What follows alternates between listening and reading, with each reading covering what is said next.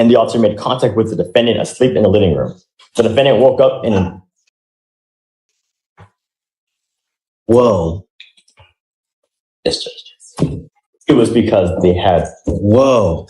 Yes, the vehicle was damaged and he wanted to make sure the driver was okay. So he announced himself and went into the residence because the door was wide open. Wow. Good morning, Mr. Villagas. Good morning. Sir, you're charged with failure to give information upon striking a highway fixture. You're facing up to 6 months in jail and or a $2,000 fine. We are going to do probable cause. You have the right to remain silent. Anything you say can or will be used against you.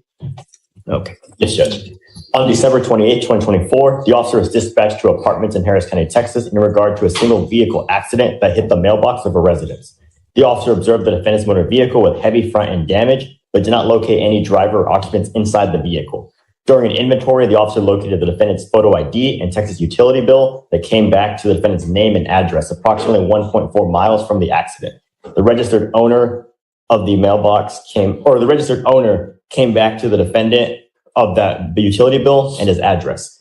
The officer went to the defendant's residence, noticed the garage door open and garage interior to the residence wide open. The officer made contact at the residence, wanted to make sure the motor vehicle was not stolen and wanted to make sure the owner of the vehicle was okay. The officer went inside the residence after knocking and announcing his presence several times under the community caretaking doctrine, and the officer made contact with the defendant asleep in the living room.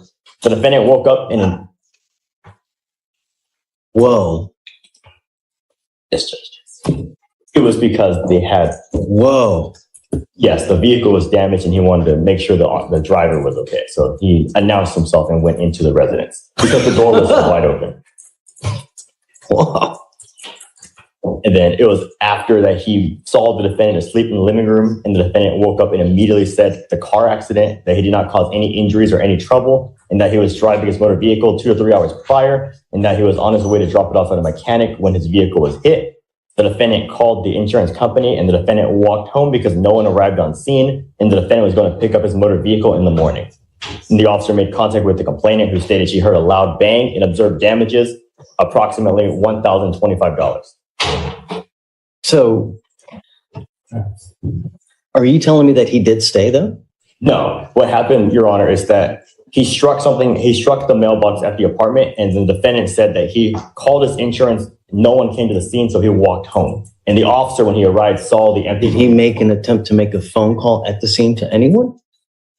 All he said is that he called the insurance company. That's the only person that he had stated he called. And then after that, he walked home because no one arrived on scene. And then that's when the officer arrived and saw his empty vehicle damaged.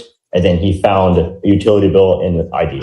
I have so many questions. Let's do this. I'm going to appoint you a lawyer, or you have a lawyer, right? Let's do this. I'm going to hold off on finding probable cause at the moment. Let me wait for your lawyer to get here. We'll revisit PC here momentarily. Just go ahead and take a seat for me if you don't mind in the jury box. Now, let's wait for your lawyer to get here and then we'll go forward. Michael. Yeah, come on up. Mr. Jill Villagas, Your Honor. Did you look at PC? I think, we're prepared for argument. Okay. Morgan, are you ready? Yes, Judge. This is Villagas, correct? Villagas, yeah. Go for it. Okay. Ball's in your court. Your Honor, Mr. Villagas, when he climbed to the mailbox pole, he didn't stop. He got out of the car. There's no one to talk to. And so from there, he went to his residence, Your Honor. But, it's not a case where he didn't identify himself or anything. And then we don't know what the restitution amount is going to be for the mailbox. My concern was that according to the statute, right, it says that you're supposed to, I don't even know. Reasonable steps to locate and notify the owner or person in charge of the property of the collision. What time? Was this the middle of the night? 1:50 in the morning. I don't think it'd be reasonable to knock on anyone's door. I don't think anyone would open it. I mean, reasonable steps. You know where the person lives. You hit their mailbox. It would be pretty easy to walk up and knock on the door. Is that reasonable? I mean, if you go up to someone's door at 2 a.m. and you start knocking on the door, are you going to scare the... Probably, Judge, but I would want to know if it were my mailbox and somebody ran their car into it. Would you open the door and go out? I would look through the peephole and I'd see. And I guess there are other measures. I guess you could take, theoretically, Do something, Right. I guess leave. Right. Maybe leave a note on the door. Okay, all right. Mr. Biagas, come up. I mean, reasonable measures, right? And I guess that would. Have you run his license, see if he has a valid Texas driver license? It's an out-of-state Florida license that appears valid in our system. Okay. Mr. Biagas, I'm going to find that there's probable cause to go forward with your case. I'm ordering you not to drive any vehicle unless you have car insurance in your name. Do you understand? If I find that you're driving without a license and or liability insurance in your name, it's not going to go well for you. Do you understand? So the cop finds a car, grabs some papers, gets the guy's address, and decides to play detective at 2 a.m.? That's not policing. That's the start of a bad horror movie. He knocks, no answer, then just walks right in. Any normal person would think it's a break-in, not a welfare check. The Fourth Amendment couldn't be louder here. No emergency, no consent, no entry. What's crazy is he really thought he was doing the right thing. Imagine waking up to boots in your house. Not a thief, but a cop who let himself in. Okay.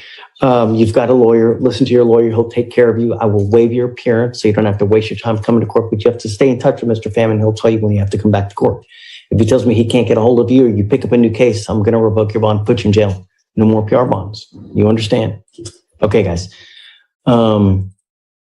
Any conditions you think? I'm okay with your conditions, Judge. Just no driving without Yeah, insurance. just Law be violation. careful out there, okay? He does have insurance. Can you rip the CW? And Yes. then we can settle it. You did have insurance, Yes. hopefully. That's right. Okay, wonderful. Great. Okay, all right, man. Take care. Have fun. Can you file that? Do you mind those conditions? All right, Vic, you ready? Wow, really? Nice.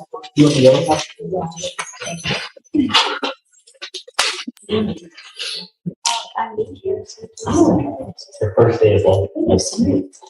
Hi, Judge. Good morning. Permission to approach? Yes, ma'am. How's it going? Hi, Judge. Happy New Year. New Year? I'm here, Ms. Shaniqua Smith, Judge.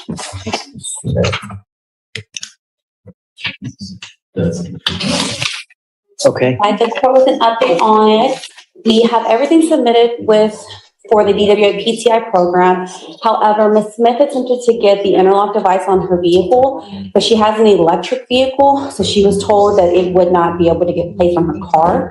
So Attorney Carter has been communicating with Beadle to try to figure out what we need to do then. He's And no we longer haven't here, so because we haven't heard back from him, so that's why. yeah, he's not with the office anymore. Okay.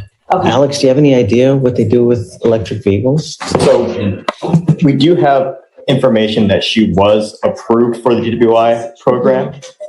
And then they emailed a procedure to follow. So presumably if she still follows the procedure outlined in the email sent from Beadle prior to his departure, then Well, the issue isn't necessarily the procedure. It's what do we do when we can't get the interlock device installed on the vehicle, which is part of the procedure based on her having an electric Does she car. have another vehicle? No, Judge. And I know she has to drive, so she can't do the portable because then she has to sign the affidavit, which would say she's sworn to not be able to drive. so in that case, it would probably be best to reach out to Brenda Gomez or Bernadette Habe, who's in charge of right now the DWIs. Hold on a second. Let's do that. And then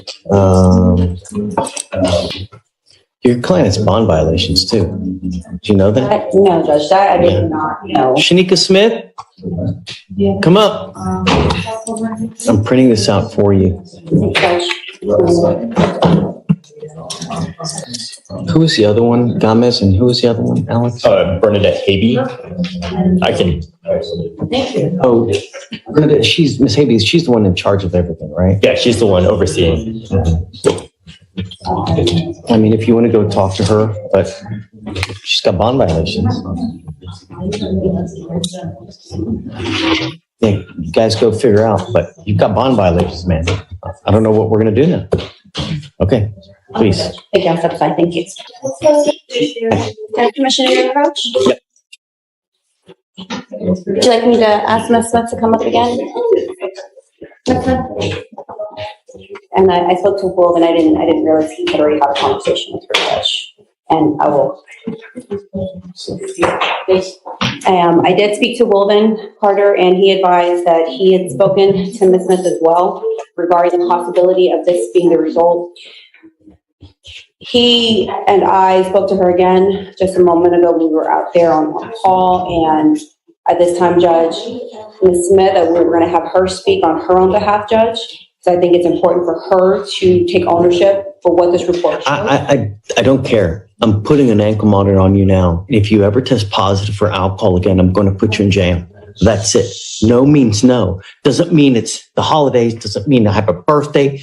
A court order is a court order. And when you don't follow court orders, there's only one place that we have you go. There's no tolerance anymore. And I don't care what you come up here and say, whether it's mouthwash, a tequila lollipop, hair dye. I don't care. And I don't care who you're with. A second violation. Do you understand? Today, you will get an ankle monitor. And I'm going to tell you now, it is extremely finicky. So best beware of anything that you put in your body. Okay. No more. That's it. Okay. As far as the other, I don't know. What I would suggest is, email, if you can now, Brenda Gomez, and see how we handle it, because I don't know. All I know is that this case is nearly 200 days old, and now we have violations, and I'm ready to put this thing to bed. I'm not going to hold it anymore. Yes, So, understood. I'll give you guys to the end of the week, figure out what we need to do. Okay. But you're walking a very, very thin line. Do you understand? All right. So, Felicia, if we can amend it to put it on today, please. Yes, ma'am.